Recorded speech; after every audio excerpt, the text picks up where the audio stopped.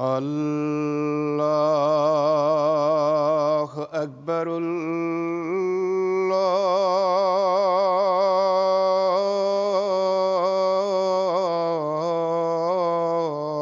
الله أكبر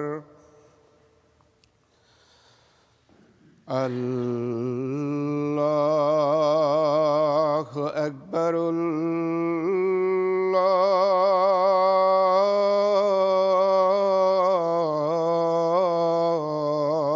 الله أكبر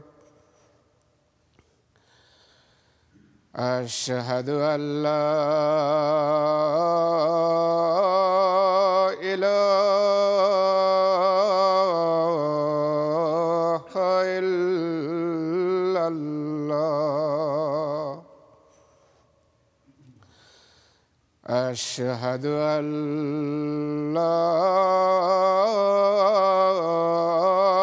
إله إلا الله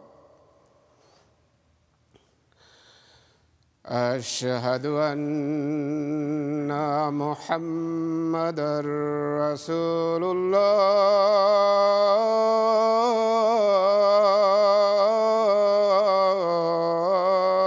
الله أشهد أن محمدًا رسول الله حي على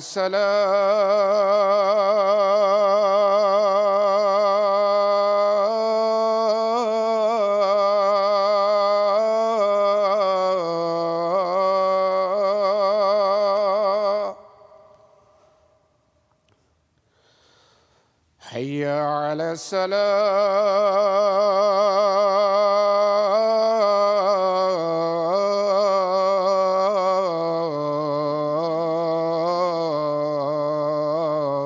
الصلاة حي على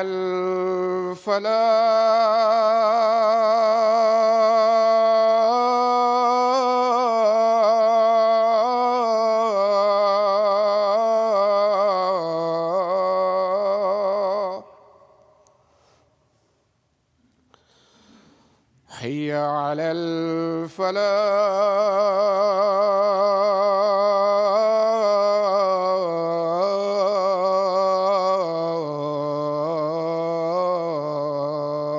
الفلاح الله أكبر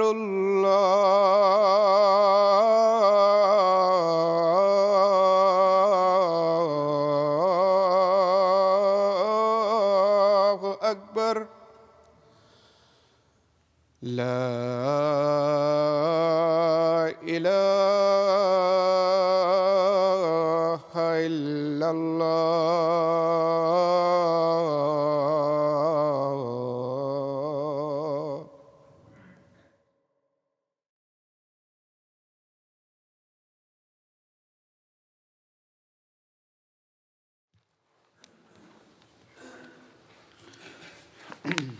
السلام علیکم ورحمۃ اللہ.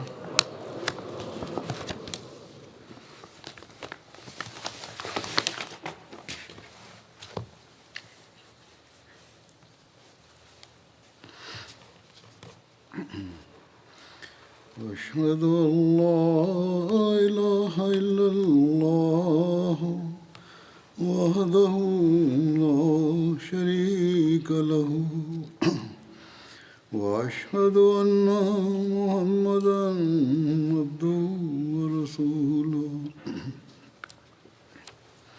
أما بعد فأعوذ بالله من الشيطان الرجيم.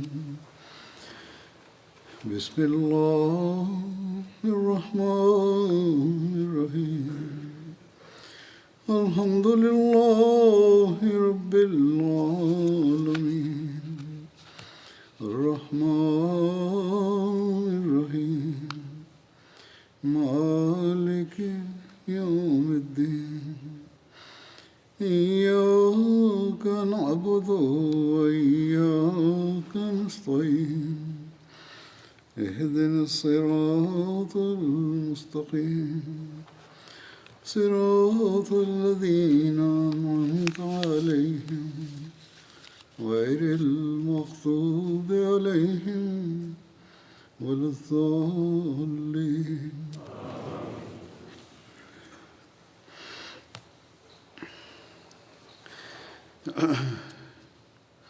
کچھ عرصہ پہلے غزوہ بدر کے دوران حضرت صلی اللہ علیہ وسلم کی اس غزوہ سے تعلق میں واقعات بیان کیے تھے. آج بدر کے حوالے سے ہی بعض متعلقہ باتیں اور واقعات پیش کروں گا.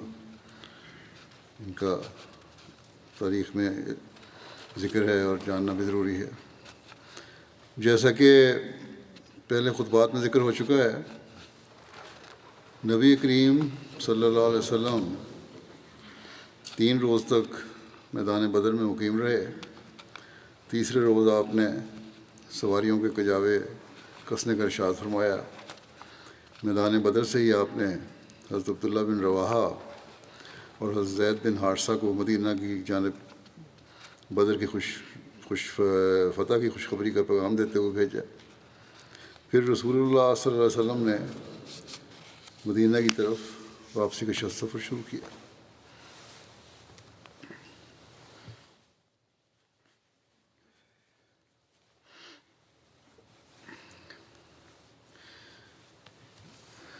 اس فتح نصیب قافلے کے ساتھ قریش مکہ کے 70 قیدی بھی تھے.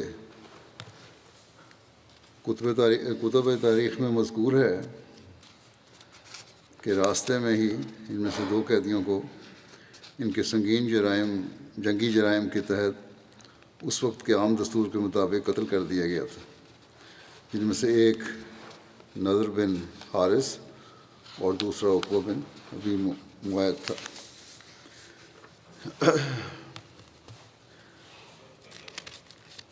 لیکن اس پہ اتفاق نہیں ہے سب کا، تاریخ دانوں کا. علامہ ابن اسحاق کہتے ہیں کہ بدر سے واپسی پر جب رسول اللہ صلی اللہ علیہ وسلم صفراء مقام پر پہنچے تو نضر بن حارث کو قتل کیا گیا تھا اور حضرت علی نے اسے قتل کیا تھا. سیرت حلبیہ میں مذکور ہے کہ نضر حالت قید میں تھا کہ اس نے اپنے ساتھی سے کہا، اللہ کی قسم محمد مجھے قتل کرنے والا ہے، کیونکہ اس نے مجھے ایسی نظر سے دیکھا ہے جس میں مجھے موت نظر آئی ہے. اس شخص نے نظر سے کہا، اللہ کی قسم ایسا صرف روب کی وجہ سے ہے. حضرت صلی اللہ علیہ وسلم کا جو روب تم پہ پڑا ہے اس کی وجہ سے تمہیں لگ رہا ہے. تو نظر نے مصعب بن عمیر سے کہا، اے مصعب، اس شخص کی نسبت تم رحمی رشتہ داری میں میرے زیادہ قریب ہو، بس تم اپنے ساتھی سے بات کرو کہ مجھے قیدیوں میں ایک شخص بنا دے.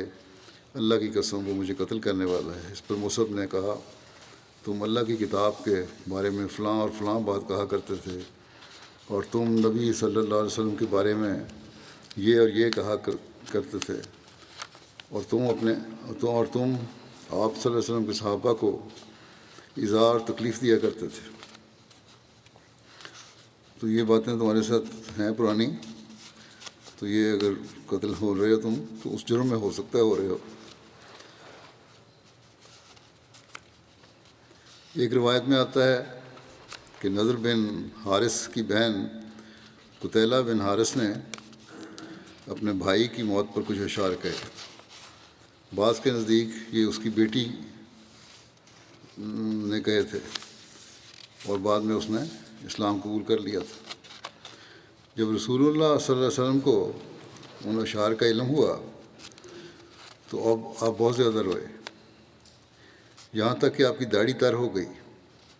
پھر آپ صلی اللہ علیہ وسلم نے فرمایا، اگر یہ اشعار مجھے یعنی نضر بن حارث کے قتل سے پہلے پہنچتے تو میں اس پر احسان کرتے ہوئے اس کو معاف کر دیتا. لیکن بعض سیرت نگار اس طرح کے اشعار اور ان پر حضرت صلی اللہ علیہ وسلم کے رونے کی روایت کی تردید کرتے ہیں، بعض تو واقعے کی تردید کرتے ہیں۔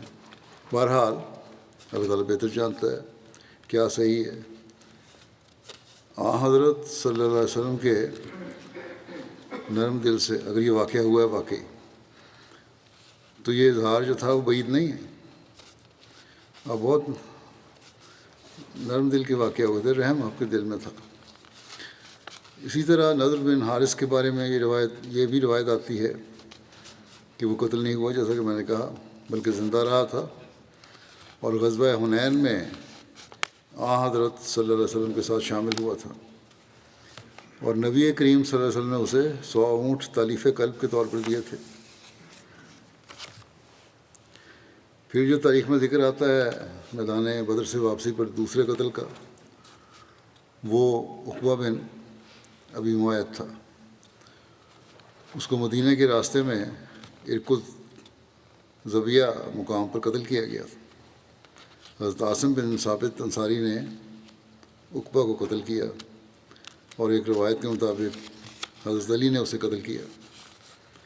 ایک مصنف لکھتا ہے کہ نضر بن حارث اور عقبہ بن ابی معیط دونوں اسلام کے خلاف جنگ کی آگ بھڑکانے والوں میں سے تھے، اور مسلمانوں پر مصائب و علام کے پہاڑ توڑنے والوں کے سرغنہ تھے، اس لیے ان کو یہ سزا ملی۔ بہرحال ان دونوں قتل ہونے والوں کے بارے میں خلاصہ یہ ہے کہ دونوں کے بارے میں حتمی طور پر نہیں کہا جا سکتا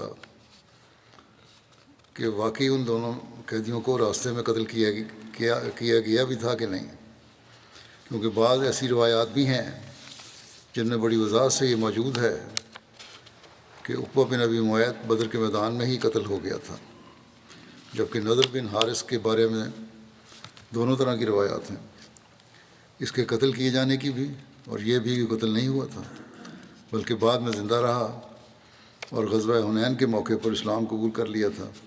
گو کہ یہ روایات قدرے کمزور سمجھی جاتی ہیں۔ حضرت مرزا بشیر احمد صاحب نے جو سید خاتم النبیین نے بدر کے قیدیوں میں سے قتل ہونے والے ان دونوں کا ذکر جو کیا ہے وہ اس طرح ہے کہ بعض مورخین نے قید ہونے والے رؤساء میں عقبہ بن ابی معیط کا نام بھی بیان کیا ہے اور لکھا ہے کہ وہ بعد میں حضرت صلی اللہ علیہ وسلم کے ماتحت حالت قید میں قتل کر دیا گیا تھا، مگر یہ درست نہیں ہے۔ حدیث اور تاریخ میں نہایت صراحت کے ساتھ یہ روایت آتی ہے کہ عقبہ بن ابی معیط میدان جنگ میں قتل ہوا تھا، جنگ کے دوران ہوا تھا، قیدی نہیں بنا تھا، اور ان رؤسائے مکہ میں سے تھا جن کی لاشیں ایک گڑھے میں دفن کی گئی تھیں۔ البتہ نضر بن حارث کا حالت قید میں قتل کیا جانا اکثر روایات سے ظاہر ہوتا ہے، اور اس کے قتل کی وجہ یہ تھی کہ وہ ان لوگوں میں سے تھا جو ان بے گناہ مسلمانوں کے قتل کے براہ راست ذمہ دار تھے جو مکے میں کفار کے ہاتھ سے مارے گئے تھے، اور اغلب یہ ہے کہ حضرت صلی اللہ علیہ وسلم کے ربیب حارث بن ابی حالہ جو ابتدائے اسلام میں نہایت ظالمانہ طور پر حضرت صلی اللہ علیہ وسلم کی آنکھوں کے سامنے قتل کیے گئے تھے، ان کے قتل کرنے والوں میں نضر بن حارث بھی شامل تھا۔ لیکن یہ یقینی ہے کہ نضر کے سوا کوئی قیدی قتل نہیں کیا گیا، اور نہ ہی اسلام میں صرف دشمن ہونے اور جنگ میں خلاف حصہ لینے کی وجہ سے قیدیوں کے قتل کرنے کا دستور تھا، چنانچہ اس کے متعلق بعد میں ایک معین حکم بھی قرآن شریف میں نازل ہوا۔ یہ بھی یاد رکھنا چاہیے کہ گو بہت سی روایات میں نضر بن حارث کے قتل کیے جانے کا ذکر آتا ہے، لیکن بعض ایسی روایتیں بھی پائی جاتی ہیں جن سے یہ ثابت ہوتا ہے کہ وہ قتل نہیں کیا گیا بلکہ بدر کے بعد مدت تک زندہ رہا اور بالآخر غزوہ حنین کے موقع پر مسلمان ہو کر حضرت صلی اللہ علیہ وسلم کے حلقہ گوشوں میں شامل ہو گیا۔ مگر مقدم مذکر روایت یعنی پہلی روایت کے مقابلے میں یہ روایتیں عموماً کمزور سمجھی گئی ہیں، واللہ عالم۔ بہرحال اگر قیدیوں میں سے کوئی شخص قتل کیا گیا تو وہ صرف نضر بن حارث تھا جو قصاص میں قتل کیا گیا تھا، اور اس کے متعلق بھی یہ روایت آتی ہے کہ جب اس کے قتل کے بعد آن حضرت صلی اللہ علیہ وسلم نے اس کی بہن کے وہ دردناک اشعار سنے جن میں آپ سے رحم کی اپیل کی گئی تھی، تو آپ نے فرمایا کہ اگر یہ اشعار مجھے پہلے پہنچ جاتے تو میں نظر کو معاف کر دیتا۔ بہرحال نظر کے سوا کوئی قیدی قتل نہیں کیا گیا۔ یہ مرزا بشیر احمد صاحب کا جو ہے نتیجہ ہے جو خود کیا انہوں نے تاریخی کتب سے۔ غزوہ بدر میں مشرکین کے بڑے بڑے سرداروں سمیت 70 کفار مسلمانوں کے ہاتھوں مارے گئے اور 70 ہی مسلمانوں کے ہاتھوں قیدی ہوئے۔ قیدیوں کی تعداد کے حوالے سے 49 اور 74 کی تعداد کے اقوال بھی ملتے ہیں، بعض روایتیں ہیں، لیکن مشہور اور درست 70 کافروں کا گرفتار ہونا ہی ہے۔ یہ مختلف تاریخوں کی کتب میں 70 ہی لکھا ہے۔ صحیح بخاری میں ایک روایت میں مذکور ہے کہ نبی کریم صلی اللہ علیہ وسلم اور آپ کے صحابہ نے بدر کے دن مشرکوں کے 140 آدمیوں کو نقصان کیا تھا، یعنی 70 قیدی اور 70 مقتول تھے۔ مشرکین کے قیدی جو جنگ بدر کے بعد اسلام میں شامل ہوئے، انہوں نے اسلام قبول کیا، ان کے بارے میں لکھا ہے صحابہ کرام رسول اللہ صلی اللہ علیہ وسلم کے حکم کی تعمیل کرتے ہوئے اسیران بدر سے بہت حسن سلوک سے پیش آتے تھے۔ ان قیدیوں میں کچھ خوش نصیب ایسے تھے جو اسلام کی تعلیمات اور صحابہ کرام کے اخلاق عالیہ سے متاثر ہو کر مسلمان ہو گئے۔ ان میں سے بعض کے اسماء گرامی انہوں نے نام بھی لکھے ہیں تفصیل سے: عباس بن عبد المطلب، وکیل بن ابو طالب، نوفل بن حارث، ابو العاص بن ربیع، ابو عزیز، اس کا نام زرارہ بن عمیر عبدری تھا، صائب بن ابو حبیش، خالد بن ہشام مخزومی، عبداللہ بن ابو صائب، مطلب بن حنطب، ابو وداع سہمی، عبداللہ بن ابی بن خلف جمحی، وہب بن عمیر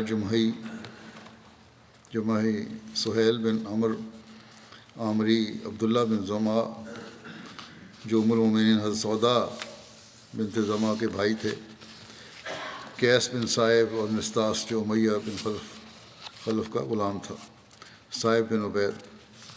انہوں نے اپنا فدیہ بدر کے دن ادا کر کے اسلام قبول کر لیا تھا ان سب نے۔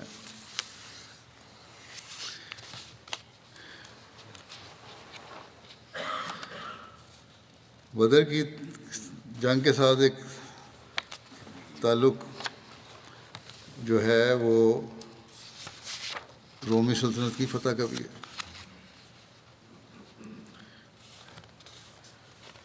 رومی سلطنت کی فتح کی بابت حضرت صلی اللہ علیہ وسلم کی پیش گوئی تھی، اور اس کا تعلق جیسے میں نے کہا جنگ بدر سے بھی ہے، اس لیے یہاں اس کا بیان بھی مناسب ہے۔ نبوت کے 5ویں سال میں سورہ روم نازل ہوئی، جس میں رومی سلطنت کے غلبے کی بابت پیش گوئی کی گئی تھی۔ اس کی تفصیل تو میں آگے بیان کروں گا۔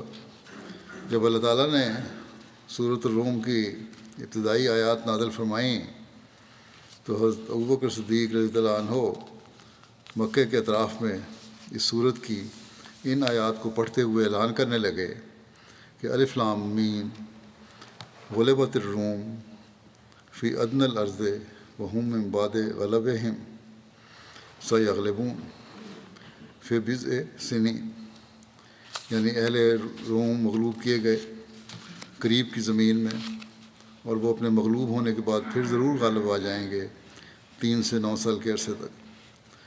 مشرکین مکہ کے جو تھے، یہ مکے کی بات ہے جب یہ آیت نازل ہوئی، پسند کرتے تھے کہ اہل فارس اہل روم پر غالب آ جائیں، کیونکہ یہ اور وہ بت پرست تھے۔ فارس کے لوگ، ایرانی لوگ بت پرست تھے، آتش پرست تھے، اور مکے کے لوگ بھی بت پرست تھے۔ وہ پسند کرتے تھے کہ فارس کے لوگ غالب آ جائیں، اور مسلمان پسند کرتے تھے کہ اہل روم اہل فارس پر غالب آ جائیں، اس لیے کہ وہ اہل کتاب تھے۔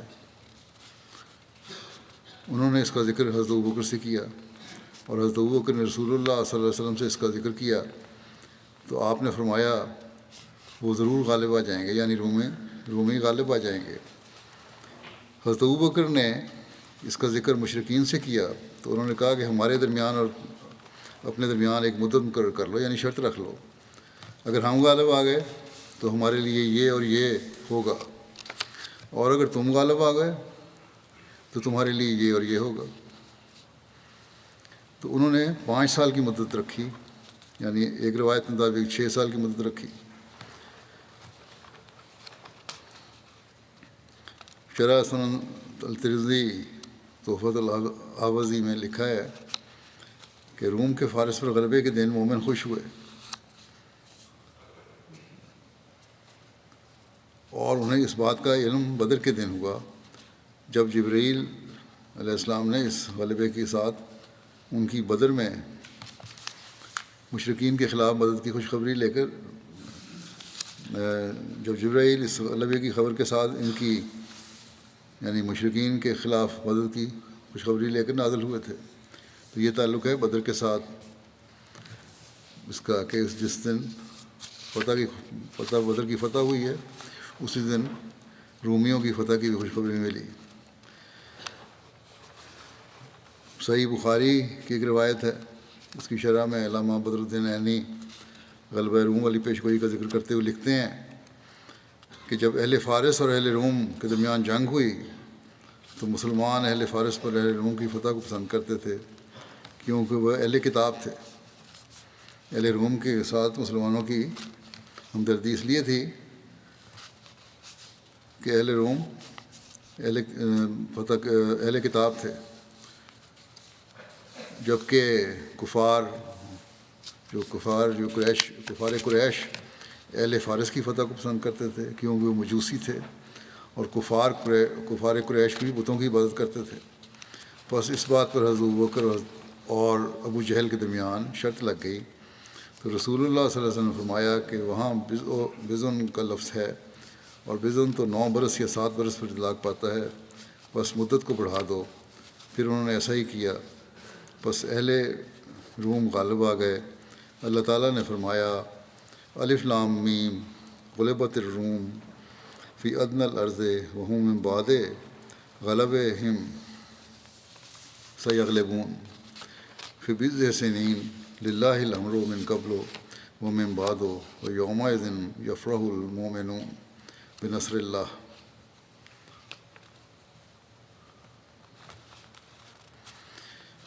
ترجمہ یہ ہے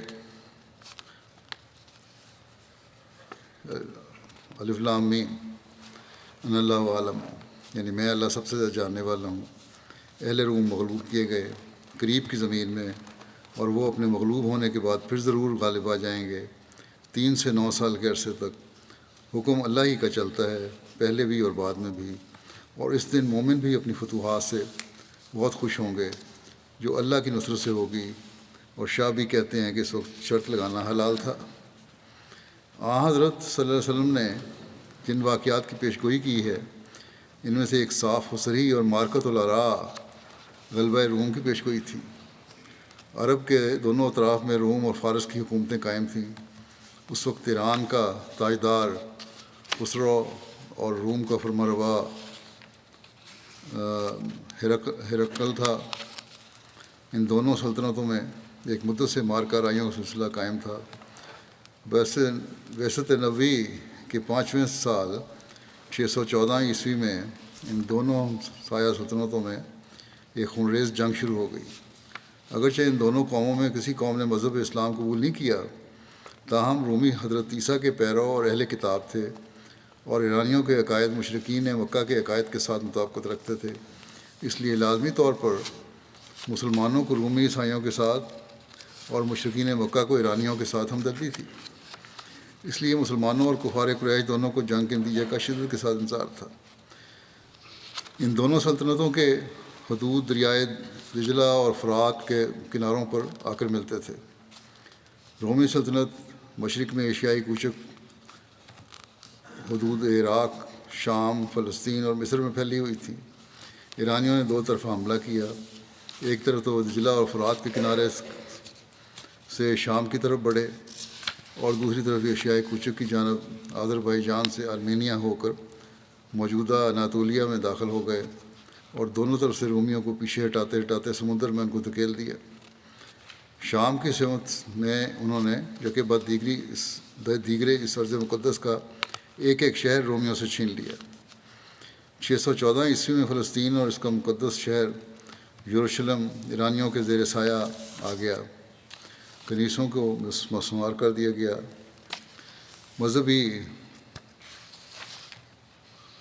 مذہبی شاعر کی توہین کی گئی، شہنشاہ ایران کے قصر اقامت کی 30,000 مقتول سروں سے آرائش کی گئی، قتل کر کے سر ان کے قصر میں رکھے گئے۔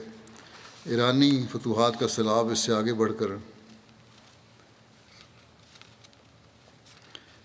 616 عیسوی میں پورے وادی نیل یعنی مملکت مصر پر محیط ہو گیا اور آخر اسکندریہ کے ساحل پر جا کر تھما، اور دوسری طرف تمام ایشیائی کوچک کو زیر و زبر کرتا ہوا باسفورس کے ساحل پر جا کر رکا اور قسطنطنیہ کی دیواروں سے جا ٹکرایا۔ شہنشاہ روم کے دارالسلطنت کے سامنے ایران کے فاتح لشکر نے جا کر اپنے خیمے کھڑے کر دیے، اور اب رومیوں کے بجائے عراق و شام اور فلسطین اور مصر اور ایشیائی کوچک کے وسیع علاقوں میں ایرانی حکومت قائم ہو گئی۔ ہر جگہ آتش قدے تعمیر ہوئے اور مسیح کے بجائے آگ اور سورج کی جبری پرستش کو رواج دیا گیا۔ رومی سلطنت کی اس تباہی کو دیکھ کر رومی شہنشاہی کی وسیع مملکت میں بغاوتیں کھڑی ہو گئیں، افریقہ میں بھی شورش ہوئی، خود قسطنطنیہ کے قریب یورپ میں مختلف قومیں قتل و غارت گری میں مصروف ہو گئیں۔ غرض اس وقت سلطنت روما کے پرزے اڑ گئے تھے۔ جنگ کے نتیجہ جب ایسا خلاف امید ظاہر ہوا تو مسلمانوں کو یقیناً رنج اور کفار کو مسرت حاصل ہوئی، اور انہوں نے مسلمانوں کو طعنہ دیا کہ جس طرح ہمارے بھائی غالب ہوئے ہیں، اسی طرح اگر تم ہم سے لڑتے تو ہم بھی غالب ہوتے۔ کافروں نے کہا ہم مسلمانوں کو غالب ہو جائیں گے، یہ اس بات سے ظاہر ہوتا ہے۔ اس وقت رومیوں کی جو افسوسناک حالت تھی وہ تو جیسا کہ ہم نے دیکھا بہت بری حالت تھی۔ وہ اپنے مشرقی مقبوضات کا ایک ایک چپک ہو چکے تھے، خزانہ خالی تھا، فوج منتشر تھی، ملک میں بغاوتیں پیدا تھیں۔ شہنشاہ روم ہرقل ہمتاً عیاش، بے پرواہ، سست اور مبتلا اوہام تھا، بڑا ایسا بادشاہ تھا جو کسی قابل نہیں تھا۔ ایرانیوں کا فاتح سپہ سالار قسطنطنیہ کے دروازے پر پہنچ کر رومیوں کے سامنے حسب ذیل شرائط پیش کرتا ہے کہ رومی باج ادا کریں، 1000 ٹالنٹ سونا، 1000 ٹالنٹ چاندی۔ یہ ٹالنٹ جو ہے قدیم یونانی پیمانہ ہے جو آج کل کے تقریباً 23 کلو گرام وزن کے برابر ہے۔ 1000 ریشم کے تھان، 1000 گھوڑے اور 1000 کنواری لڑکیاں ایرانیوں کے حوالے کریں۔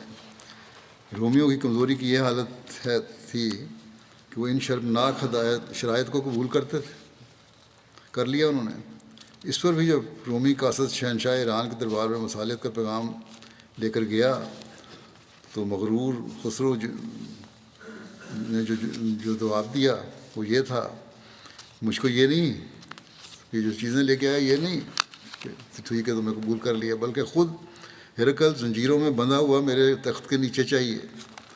بادشاہ روم جو ہے وہ میرے تخت کے نیچے چاہیے مجھے، اور اس وقت تک صلح نہیں کروں گا جب تک شہنشاہ روم اپنے مصلوب خدا کو چھوڑ کر سورج دیوتا کے آگے سر نہ جھکائے گا،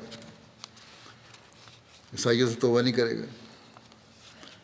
تو لکھنے والے نے لکھا ہے کہ کارزار عالم کا یہ نقشہ تھا کہ مارکہ جنگ سے بہت دور ایک خشک اور بنجر زمین کی سنسان پہاڑی سے ایک شہزادہ امن نمودار ہوا، اور واقعات عالم کے بالکل خلاف یہ پیشگوئی فرمائی جو قرآن شریف میں جس کی آیت آگے میں پڑھوں گا۔ بس یہ تفصیل میں نے اس لیے بیان کی ہے کہ پیشگوئی کی جو شان ہے اس کو پتہ لگے۔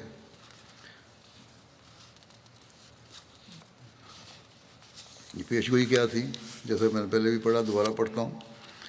الف لام میم، غلبت الروم فی ادنی الارض وهم من بعد غلبهم سیغلبون فی بضع سنین للہ الامر من قبل ومن بعد ویومئذ یفرح المؤمنون بنصر اللہ ینصر من یشاء وہو العزیز الرحیم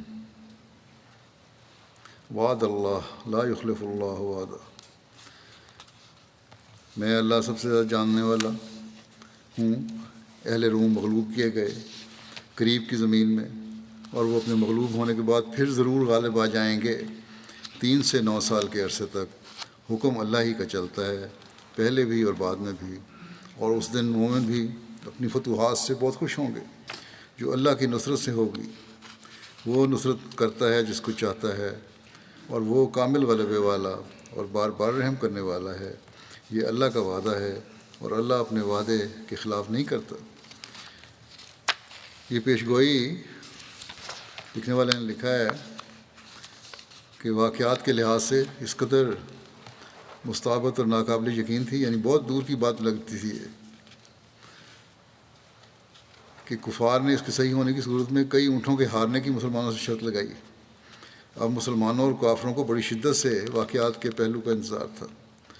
آخر چند سال بعد دنیا نے خلاف امید پلٹا کھایا۔ تاریخ زوال روم کا مشہور مصنف اور مورخ ایڈورڈ گبن ہرکل کے احوال بیان کرتے ہوئے لکھتا ہے کہ شہنشاہ جو اپنی ابتدائی اور آخری زندگی میں مستی، عیاشی اور اوہام کا غلام اور رعایا کے مصائب کا نامورد تماشائی تھا، جس طرح صبح و شام کا کہر آفتاب نصف النہار کی روشنی سے پھٹ جاتا ہے۔ دفتن 621 عیسوی میں محلوں کا آرکاڈیوس میدان جنگ کا سیزر بن گیا، یعنی یہی شہنشاہ روم جو تھا، اور روم و ہرقل کی عزت 6 مہمات کے ذریعے نہایت شاندار طریقے سے بچا لی گئی۔ جو مثال دی ہے آرکاڈیوس کی، یہ رومی سلطنت کا ایک بادشاہ تھا جس کا زمانہ 408 قبل مسیح اور 378 قبل مسیح تک ہے، بڑا مضبوط تھا۔ اسی طرح سیزر بھی فوجی جرنیل تھا ایک پرانا۔ بہرحال جس وقت ہرقل اپنے بقیہ فوج لے کر قسطنطنیہ سے چلا، لوگوں کو معلوم ہوتا تھا کہ عظیم روما کے آخری لشکر کا منظر دنیا کے سامنے ہے، لیکن عرب کے نبی امی کی پیشنگوئی حرف بحرف پوری ہوئی، اور عین اس وقت جب مسلمانوں نے بدر کے میدان میں قریش کو شکست دی، رومیوں نے ایرانیوں پر غلبہ حاصل کیا، مشرقی مقبوضات کا ایک ایک شہر واپس لے لیا، اور ایرانیوں کو باسفورس اور نیل کے کناروں سے ہٹا کر پھر دجلہ و فرات کے ساحلوں کی طرف دھکیل دیا۔ اس عظیم الشان پیشگوئی کی صداقت کے اثر نے دنیا کو محو حیرت کر دیا۔ قریش کے بہت سے لوگ اس صداقت کو دیکھ کر مسلمان ہو گئے۔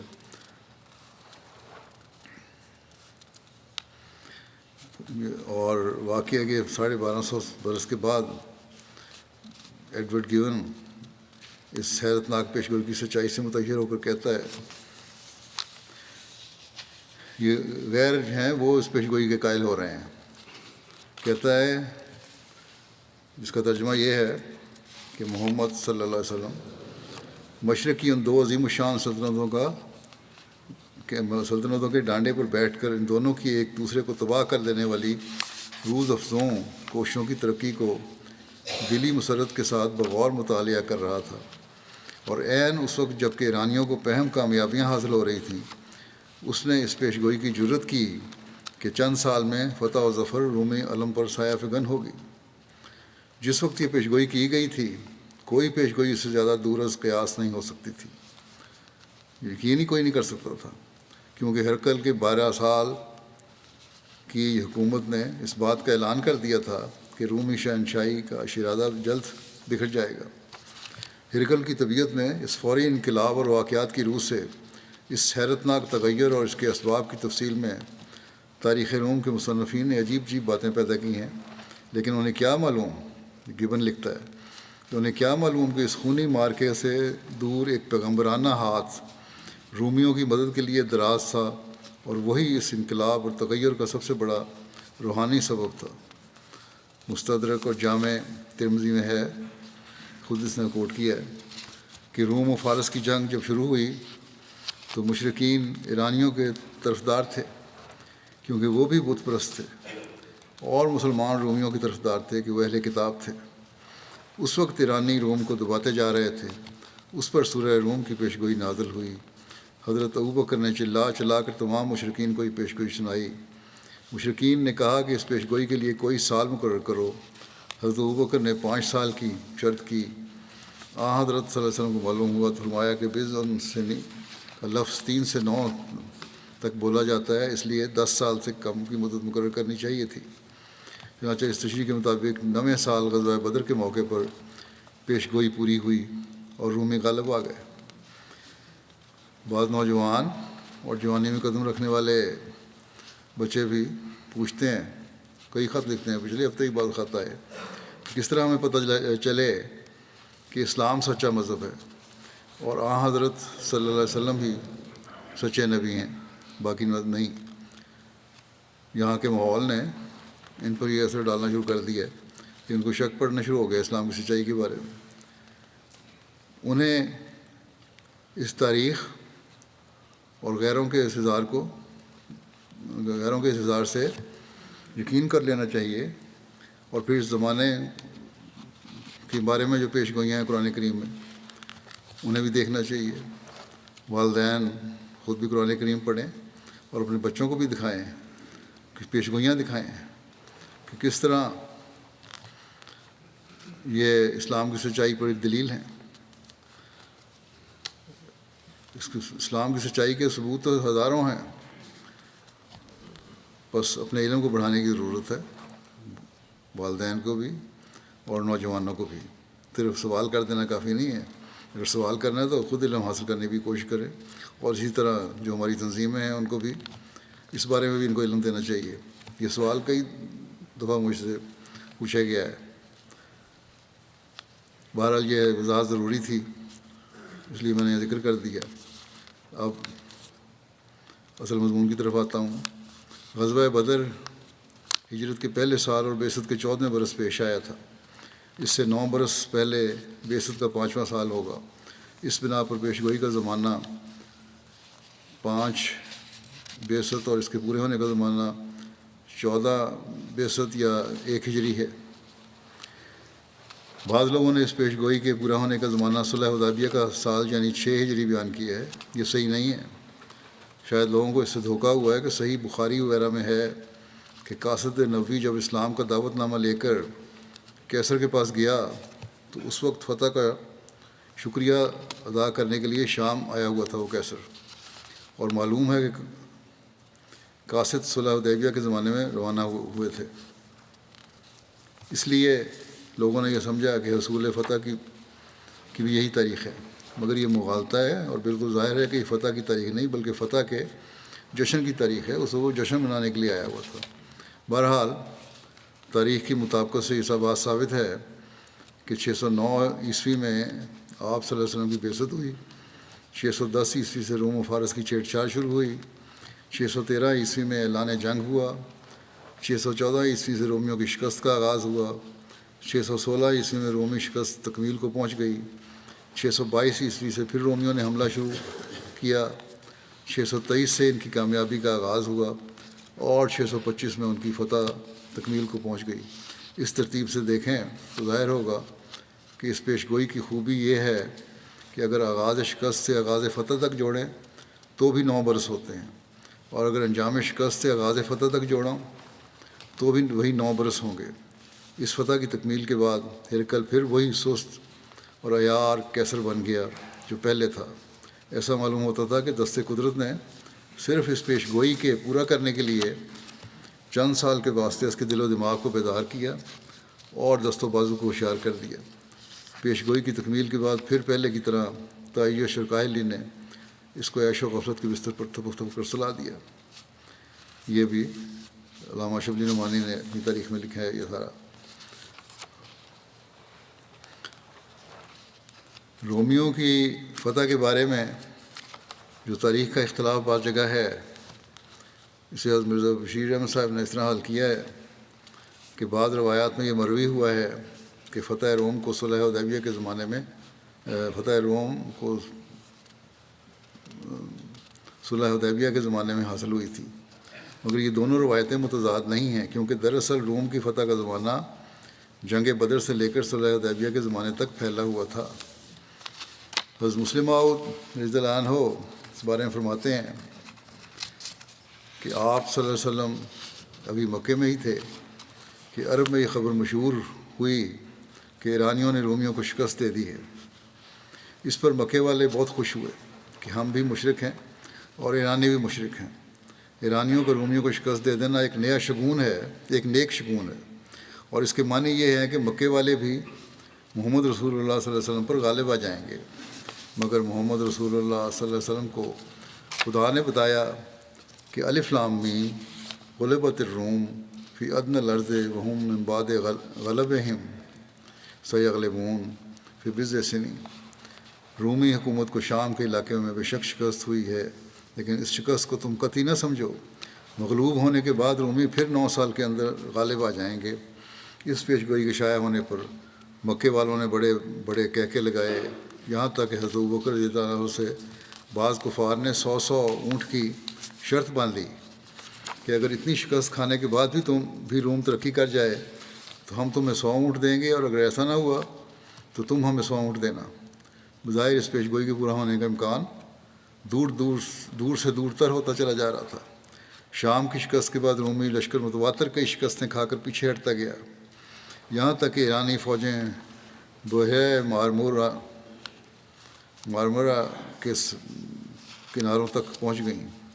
قسطنطنیہ اپنی ایشیائی حکومتوں سے بالکل منقطع ہو گیا اور روم کی زبردست حکومت ایک ریاست بن کر رہ گئی، مگر خدا کا کلام پورا ہونا تھا اور پورا ہوا۔ انتہائی مایوسی کی حالت میں روم کے بادشاہ نے اپنے سپاہیوں سمیت آخری حملے کے لیے قسطنطنیہ سے خروج کیا اور ایشیائی ساحل پر اتر کر ایرانیوں سے ایک فیصلہ کن جنگ کی طرح ڈالی۔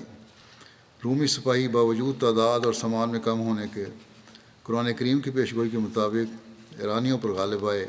ایرانی لشکر ایسا بھاگا کہ ایران کی سرحدوں سے ورے اس کا قدم کہیں بھی نہ ٹھہرا، اور پھر دوبارہ رومی حکومت کے افریقی اور ایشیائی مفتوحہ ممالک اسے قبضہ میں آ گئے۔ حضرت مسیح علیہ الصلوۃ والسلام فرماتے ہیں جب ابوبکر صدیق رضی اللہ عنہ نے ابو جہل سے شرط لگائی اور قرآن شریف کی وہ پیشگوئی مدار شرط رکھی کہ الف لام میم غلبت الروم فی ادنی الارض وهم من بعد غلبہم سیغلبون فی بضع سنین، اور 3 برس کا عرصہ ٹھہرایا تو آپ پیشگوئی کی صورت کو دیکھ کر فی الفور دور اندیشی کو کام میں لائے اور شرط کی کسی قدر ترمیم کرنے کے لیے ابوبکر صدیق کو حکم فرمایا، اور فرمایا کہ بضع سنین کا لفظ مجمل ہے اور اکثر 9 برس تک اطلاق پاتا ہے۔ حضرت مسیح علیہ السلام فرماتے ہیں کہ حضرت صلی اللہ علیہ وسلم کے زمانے میں ایرانی لوگ مشرک تھے، اور کیسر روم جو کہ عیسائی تھا دراصل موحد تھا، اور یہ بھی ایک وجہ ہے مسلمانوں کی ہونے کی۔ آپ فرماتے ہیں کہ کیسر روم جو عیسائی تھا دراصل موحد تھا اور مسیح کو ابن اللہ نہیں مانتا تھا، اور جب اس کے سامنے مسیح کا وہ ذکر جو قرآن میں درج ہے پیش کیا گیا تو اس نے کہا کہ میرے نزدیک مسیح کا درجہ اس سے ذرا بھی زیادہ نہیں جو قرآن نے بتلایا ہے۔ حدیث میں بھی اس کی گواہی بخاری میں موجود ہے کہ میں گواہی دیتا ہوں کہ یہ وہی کلام ہے جو کہ تورات میں ہے، اور اس کی حیثیت نبوت سے بڑھ کر نہیں ہے۔ اسی پر یہ آیت نازل ہوئی کہ الف لام میم غلبت الروم فی ادنی الارض وهم من بعد غلبہم سیغلبون فی بضع سنین للہ الامر من قبل ومن بعد ویومئذ یفرح المؤمنون، یعنی روم اپنے اب مغلوب ہو گیا ہے، مگر تھوڑے عرصے میں 9 سال میں پھر غالب ہوگا۔ عیسائی لوگ نہایت شرارت سے کہتے ہیں کہ حضرت صلی اللہ علیہ وسلم نے دونوں طاقتوں کا اندازہ کر لیا تھا اور پھر فراست سے یہ پیشگوئی کر دی تھی۔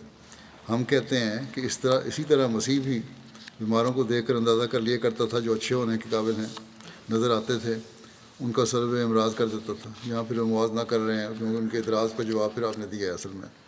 اس طرح سارے معجزات ان کے ہاتھ سے جاتے ہیں۔ یوم یفرح المومنون، اس دن مومنوں کو دو خوشیاں ہوں گی، ایک تو جنگ بدر کی فتح، دوسری روم والی پیش گوئی کے پورا ہونے کی فتح۔ اگر یہ اعتراض ہے کہ جنگ کو دیکھ لیا تھا تو جنگ بدر جو ہے اس میں تو حالات ایسے نہیں تھے، اس کی فتح کی خوشخبری ساتھ ہی تھی، اور یہ دونوں خوشخبریاں اکٹھی ملیں۔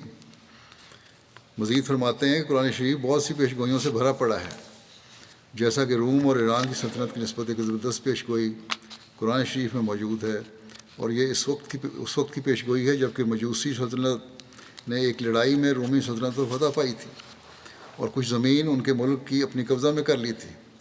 تب مشرکین مکہ نے فارسیوں کی فتح اپنے لیے ایک نیک فال سمجھی تھی، اور اس سے یہ سمجھا تھا کہ چونکہ فارسی سلطنت مخلوق پرستی میں ہمارے شریک ہیں، ایسا ہی ہم بھی اپنے نبی کا استحصال کریں گے جس کی شریعت اہل کتاب سے مشابہت رکھتی۔ تب خدا تعالیٰ نے قرآن شریف میں یہ پیش گوئی نازل فرمائی کہ آخرکار رومی سلطنت کی فتح ہوگی، اور چونکہ روم کی فتح کی نسبت یہ پیش گوئی ہے اس لیے اس صورت کا نام سورۃ الروم رکھا گیا ہے، اور چونکہ عرب کے مشرکوں نے مجوسیوں کی سلطنت کی فتح کو اپنی فتح کے لیے ایک نشان سمجھ لیا تھا، اس لیے خدا تعالیٰ نے اس پیش گوئی میں یہ بھی فرما دیا کہ جس روز پھر روم کی فتح ہوگی اس روز مسلمان بھی مشرکوں پر فتح یاب ہوں گے۔ چنانچہ ایسا ہی ظہور میں آیا۔ اس بارے میں قرآن شریف کی آیت یہ ہے، الف لام میم غلبت الروم فی ادنی الارض وهم من بعد غلبهم سیغلبون فی بضع سنین للہ الامر من قبل ومن بعد ویومئذ یفرح المؤمنون۔ میں خدا ہوں جو سب سے بہتر جانتا ہوں۔ رومی سلطنت بہت قریب ہے، زمین میں مغلوب ہو گئی ہے، بہت قریب زمین میں مغلوب ہو گئی ہے، اور وہ لوگ پھر 9 سال تک 3 سال کے بعد مجوسی سلطنت پر غالب آ جائیں گے۔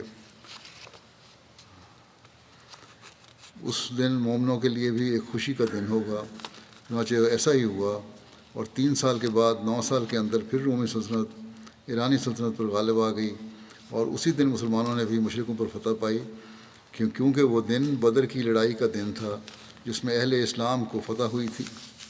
پھر فرمایا، اب غور کر کے دیکھو کہ یہ کیسی حیرت انگیز اور جلیل القدر پیش گوئی ہے۔ ایسے وقت میں پیش گوئی کی گئی جب مسلمانوں کی کمزور اور ضعیف حالت خود خطرے میں تھی، نہ کوئی سامان تھا نہ طاقت تھی۔ ایسی حالت میں مخالف کہتے تھے کہ یہ گروہ بہت جلد نیست و نابود ہو جائے گا۔ مدت کی قید بھی اس نے لگا دی، اور پھر یومئذ یفرح المومنون کہہ کر دوہری پیش گوئی بنا دی، یعنی جس روز رومی فارسیوں پر غالب آئیں گے اس دن مسلمان بھی بامراد ہو کر خوش ہوں گے۔ چنانچہ جس طرح یہ پیش گوئی کی تھی، جس طرح بدر کے روز پوری ہو گئی، ادھر رومی غالب ہوئے اور ادھر مسلمانوں کی فتح ہوئی۔ اور یہ سلسلہ ابھی چلے گا، یہ بیان واقعات جو ہیں ہمارے رسول وسلم کے حوالے سے باقی انشاءاللہ آئندہ بیان کروں گا۔ نماز کے بعد میں ایک جنازہ غائب بھی پڑھاؤں گا جو مکرم فراز علی عبد الواحد صاحب یو کے کا ہے۔ یہ گزشتہ دنوں 47 سال کی عمر میں وقضاء الہی وفات پا گئے، انا للہ و انا الیہ راجعون۔ یہ عراقی الاصل تھے اور 2012 میں بیعت کر کے جماعت میں شامل ہوئے تھے۔ پسماندگان میں اہلیہ اور ایک بیٹی شامل ہیں۔ قرآن کریم بھی حفظ کر لیا تھا، انہوں نے کیا ہوا تھا بچپن سے میں ہی۔ بڑے ہوئے تو متشدد دینی راہ اختیار کرتے ہوئے متشدد قسم مسلمان ہو گئے تھے۔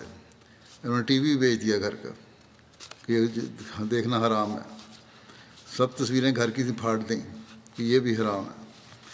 ایک اچھے آرٹسٹ تھے، لیکن جب دین کا علم حاصل کیا کسی مولوی کے تحت رہ کے تو بالکل ہی فنیٹک ہو گئے، اور ہر قسم کی تصویریں بنانے سے بھی کنارہ کشی اختیار کر لی۔ پھر ایک عیسائی، لیکن شکوک ان کے دل میں تھے کہ پتہ نہیں میں صحیح ہوں کہ نہیں، اسلام سچا ہے کہ نہیں۔ ایک عیسائی کلاس فیلو ان کا دوست تھا، اس سے متاثر ہو گئے کچھ عرصے کے بعد، اور جو اسلام کے بارے میں جو شکوک تھے اور جو سوالات تھے ان کے جوابات نہ ملنے کی وجہ سے پھر یہ عیسائی ہو گئے۔ پھر کچھ عرصے کے بعد پھر نبی کریم صلی اللہ علیہ وسلم کی محبت جوش میں آئی، پھر انہوں نے دوبارہ اسلام قبول کر لیا۔ بہرحال یہ اچھے محنتی تھے، پڑھنے والے تھے۔ یونیورسٹی آف بصرہ میں ڈگری حاصل کی، وہاں کے کالج آف بزنس ایڈمنسٹریشن اور اکنامکس میں تعلیم حاصل کی۔ زبانیں سیکھنے کا شوق تھا، اس لیے انہیں اچھی انگریزی زبان سیکھی، فرینچ بھی سیکھی، اسپینش سیکھی، جرمن سیکھی، اور کسی قدر رشین زبان بھی جانتے تھے۔ 2009 میں یہ اپنی اہلیہ کے ساتھ یہاں یو کے شفٹ ہو گئے۔ تو اللہ تعالیٰ نے انہوں نے ایک بیٹی بھی دی یہاں۔ برطانیہ پہنچنے کے بعد فراز صاحب نے اتفاقاً MT العربیہ دیکھا، اور اس پر انہیں ان کے سوالات کے جوابات ملنے شروع ہو گئے۔ آخر ان کے دل میں حضرت مسیح علیہ السلام کی صداقت اس حد تک گھر کر گئی کہ اکثر حضرت مسیح علیہ السلام کے حضرت صلی اللہ علیہ وسلم کی مدح میں لکھے گئے قصائد گنگناتے رہتے تھے۔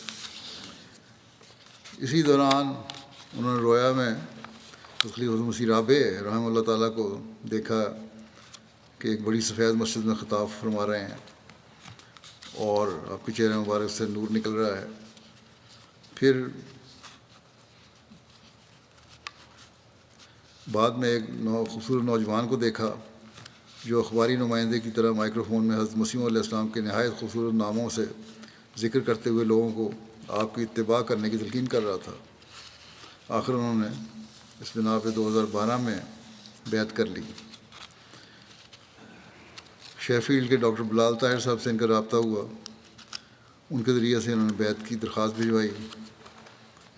پھر ان کے ساتھ مل کر سلسلے کی مختلف کتب اور سوال و جواب کا مطالعہ کیا، اور بہت جلد جماعتی افکار و عقائد کی تبلیغ اور اعتراضات کے جواب دینے اور جماعت کا مؤثر علمی دفاع کرنے لگ گئے۔ اردن سے یزن ربابہ صاحب لکھتے ہیں کہ برادرم فراس عبدالواحد صاحب بہت اچھے احمدی تھے، جماعتی کتب کا مطالعہ کرتے، معاندین اور مرتدین کو جواب دیا کرتے تھے۔ وہ حقیقی طور پر اسلام احمدیت کا دفاع کرنے والے تھے۔ فیس بک پر احمدی احباب ان کو فارس سے احمدیت یعنی احمدیت تک گھڑ سوار جنگجو کہتے تھے۔ میری آنکھیں ان کا ذکر کرتے ہوئے نم ہیں، خدا تعالیٰ ان کے مغفرت فرمائے۔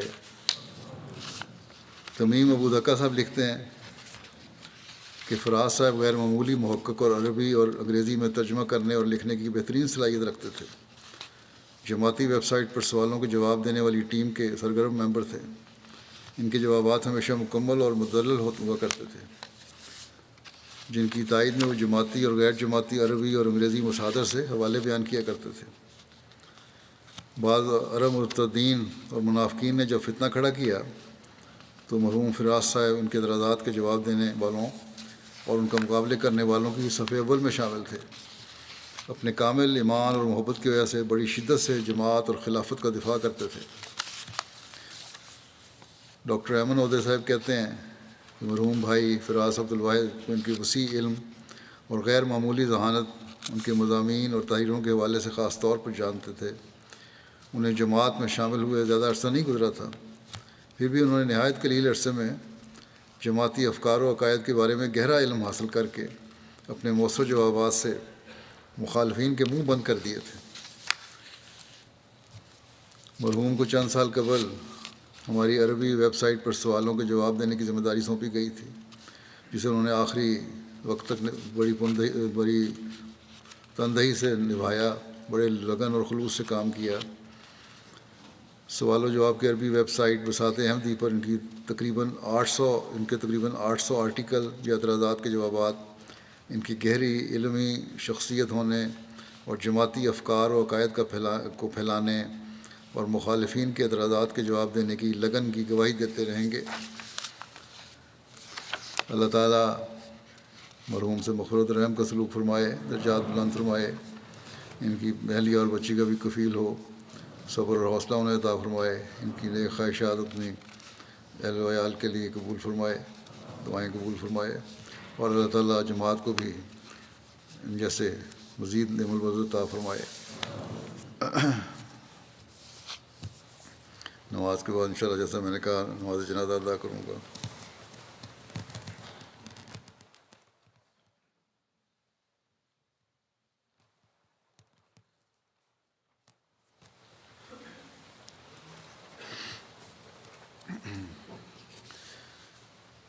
الحمد لله نحمده ونستعينه ونستغفره ونؤمن به ونتوكل عليه ونعوذ بالله من شرور أنفسنا ومن سيئات أعمالنا من يهده الله فلا مضل له ومن يضلل فلا هادي له ونشهد أن لا إله إلا الله ونشهد أن محمدا عبده ورسوله عباد الله رحمكم الله إن الله يأمر بالعدل والإحسان وإيتاء ذي القربى وينهى عن الفحشاء والمنكر والبغي يعظكم لعلكم تذكرون اذكروا الله يذكركم وادعوه يستجب لكم ولذكر الله أكبر